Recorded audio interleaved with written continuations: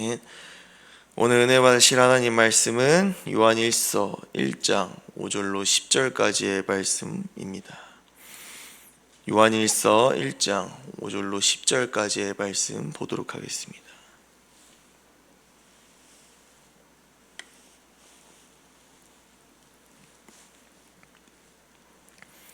요한일서 1장 5절로 10절까지의 말씀.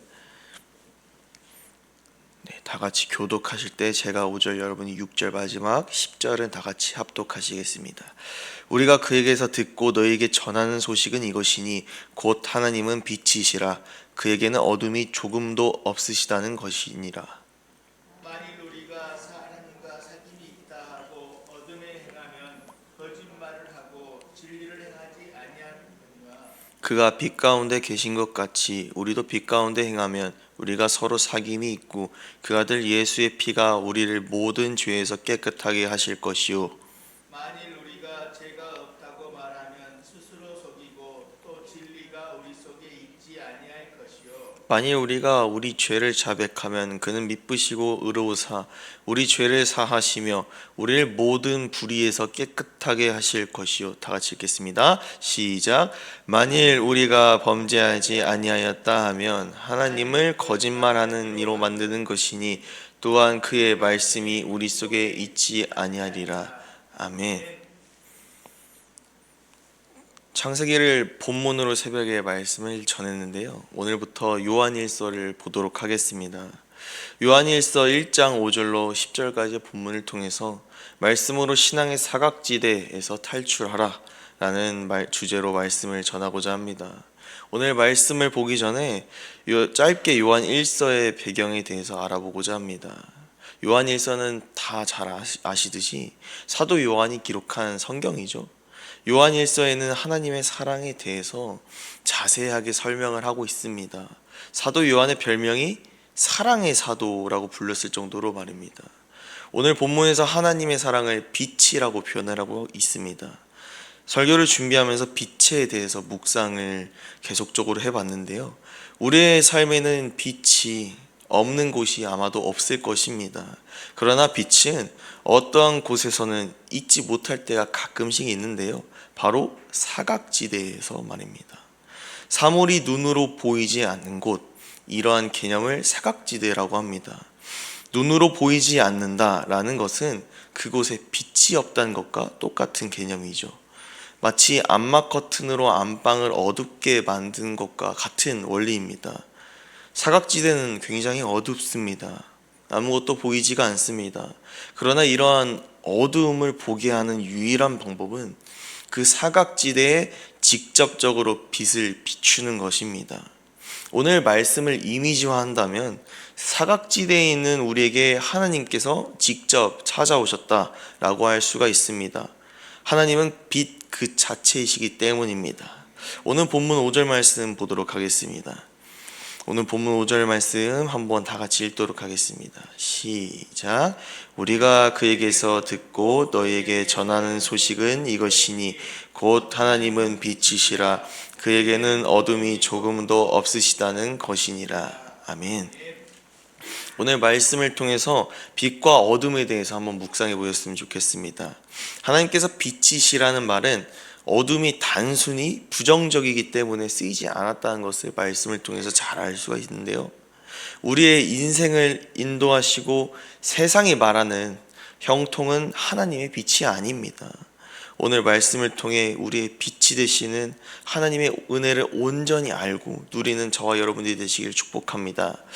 빛이 무엇인지 알기 위해서 어둠에 대해서 좀 더 살펴보기 원합니다. 성경에서 말하는 어둠은 보이지 않아서 어두운 상태라는 의미에서 더 구체적으로 표현하고 있습니다. 어둠을 골로새서 1장에서 잘 나타내고 있는데 한번 찾아서 읽어보기 원합니다. 골로새서 1장 13절에서 14절까지의 말씀을 보도록 하겠습니다. 골로새서 1장 13절에서 14절까지의 말씀.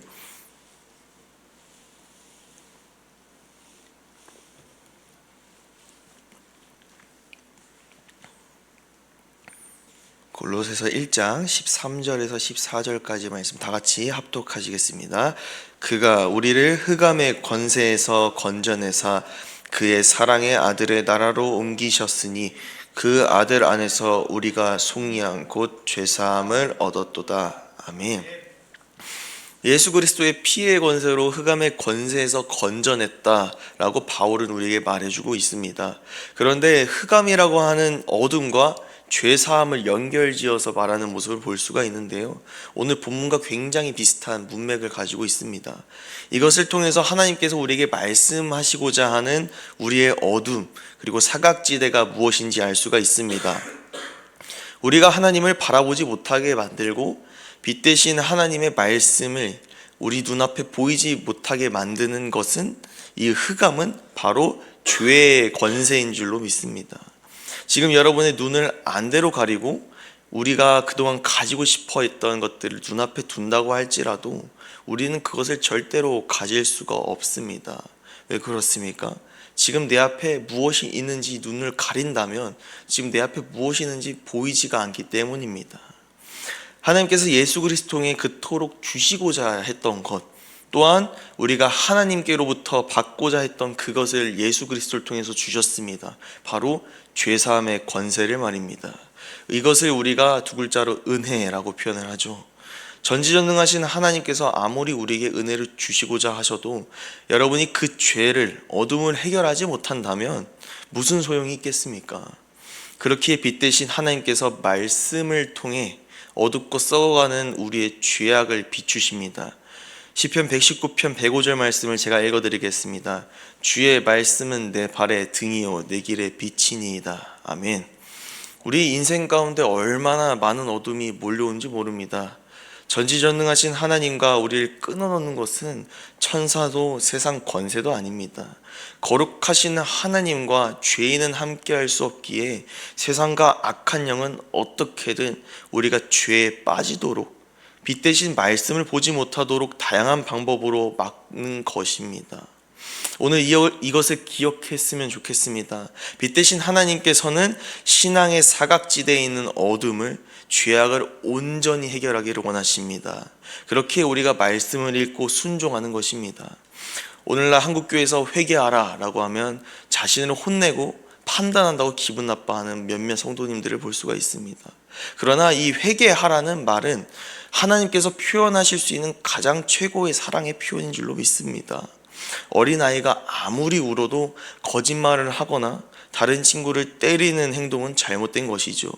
하나님은 본인을 위해서가 아니라 우리 영혼의 사정을 아시는 분이시기 때문에 회개하라 라고 말씀해 주시는 것입니다.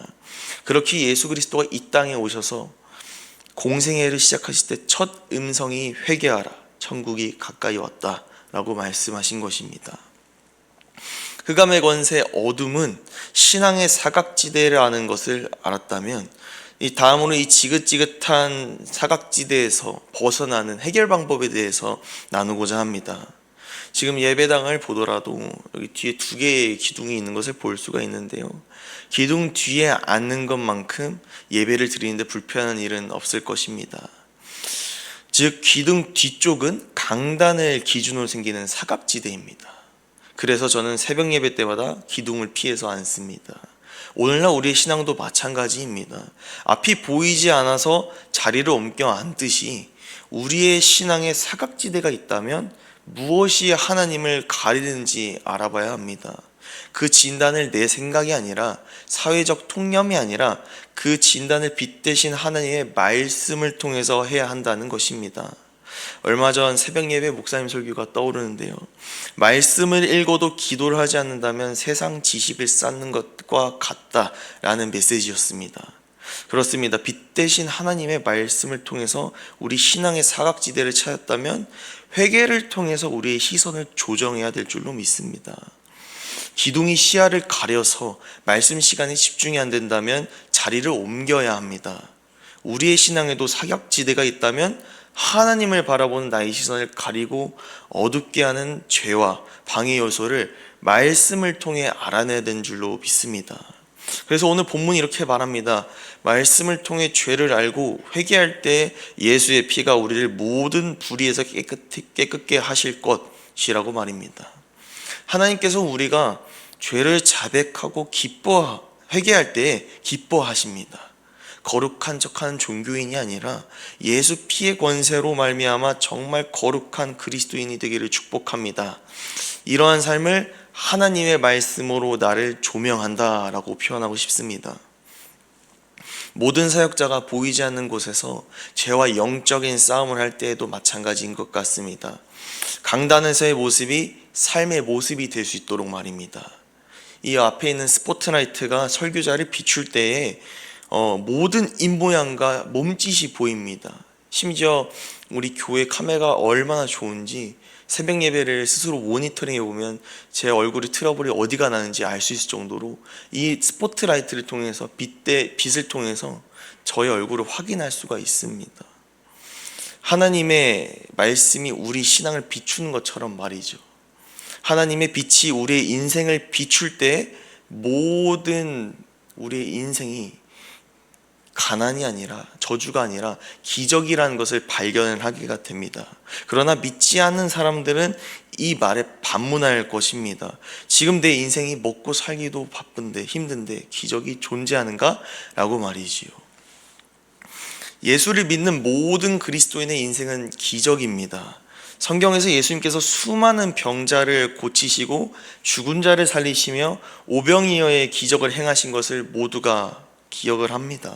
그러나 가장 많은 기적을 체험한 사람이 자신인 줄은 스스로 알지 못합니다. 그래서 오해를 가지고 기도를 하죠. 하나님, 나에게도 병자가 고침을 받은 것처럼 죽은 나사로가 일어난 것처럼 나의 삶에 기적이 일어나게 해주세요 라고 말입니다. 오늘 말씀을 통해서 마지막으로 기억해야 할 것은 하나님의 관심입니다. 신앙의 사각지대에서 벗어나 비로소 보이는 것은 하나님의 관심사입니다.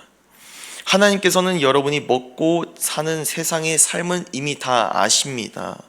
그러나 무엇이 필요하고 힘들고 문제인지는 우리가 알 수 없는 것이죠. 하나님의 관점에서 기적은 죄인이 예수 그리스도를 영접하고 회개하는 순간입니다. 세상의 모든 질병과 가난은 우리의 본질을 바꿀 수 없습니다. 그러나 예수 그리스도의 보혈을 통해서 빛 대신 하나님을 영접하는 것은 우리 인생 최대의 기적인 것입니다. 그래서 성경 이야기 속 가장 큰 기적은 예수 그리스도를 통해 속죄함을 받은 장면입니다. 이러한 기적의 삶을 여러분들은 살아오고 계십니다. 구원의 기쁨으로부터 우리의 시선을 가리는 사각지대에서 벗어나기를 축복합니다. 말씀 가운데 한 걸음 한 걸음 걸어 나아가다 보면 삶 속에서 강권적으로 역사하시는 하나님의 일하심을 보기가 됩니다. 이러한 주인공이 저와 여러분이 되시기를 축복합니다.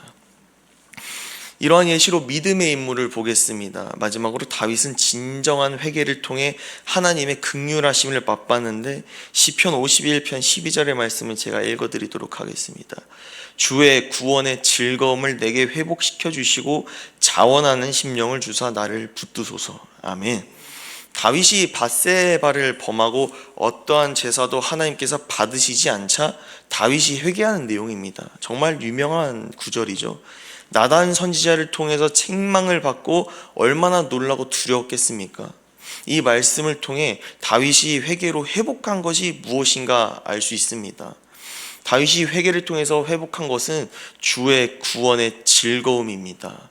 이것을 회개로 간구하는 모습을 보면서 이 다윗이 세상에서 잃어버린 것이 구원의 기쁨이라는 것을 알 수가 있습니다. 그래서 우리에게도 바울을 통해서 항상 권면하고 있습니다. 데살로니가전서 5장 16절 말씀 정말 짧습니다. 항상 기뻐하라. 아멘. 바울은 인본적으로 그냥 긍정적으로 행복하게 살아야 된다라는 교훈을 주는 것이 아닙니다.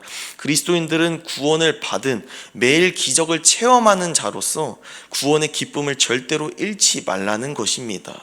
흑암의 권세, 죄의 권세는 이 기쁨을 어떻게든 빼앗아 가려고 악을 씁니다. 그러나 빛 대신 말씀 앞에 구원의 기쁨을 앗아가려는 이 마귀 역사는 드러나고 마는 것입니다. 말씀을 통해 하나님의 마음을 알게 되고 무엇을 기뻐하시고 원하시는지 알게 될수록 그동안 말씀대로 살지 못한 나의 죄가 보이기 시작합니다. 그럴 때 오늘도 내일도 변치 않으시는 미쁘신 하나님께 나아가기를 축복합니다. 예수 그리스도의 보혈을 움켜쥐고 기도할 때, 회개할 때 기도로 보좌 앞으로 담대히 나아갈 수가 있다는 것입니다. 말씀을 기억하시고 여러분들에게 있는 신앙의 사각지대를 청산하는 여러분들이 되기를 축복합니다. 그때 하나님께서 치료의 광선, 회복의 광선을 비춰주심으로 말미암아 영육간의 회복함을 누리게 될 것입니다. 오늘 말씀을 기억하시고 이러한 순종으로, 말씀 앞에 순종함으로, 회개함으로, 더 기도로 거룩해짐으로 말미암아 이런 기적의 주인공이 저와 여러분 지구촌 소망 모든 권속들이 되시기를 간절히 축복합니다. 기도하시겠습니다.